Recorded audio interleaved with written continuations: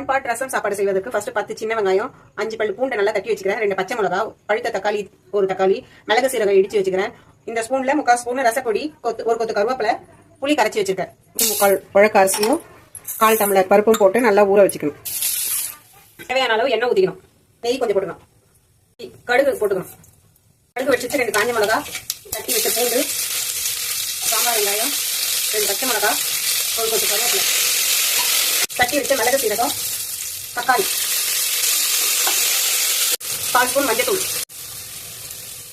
பெருங்காயத்தூள், ரசப்பொடி, கரைச்சி வச்சுக்கிற புளி, உப்பு, கல்லுப்பு, 3/4 கிளாஸ் அரிசி, 1/4 கிளாஸ் துவரம் பருப்பு, 4 டம்ளர் தண்ணி ஊற்றிக்கணும்.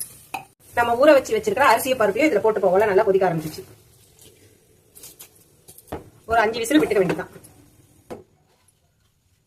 கொஞ்சம் துவைக்கணும். நம்மளுடைய ஒன் பாட் ரசம் சாப்பாடு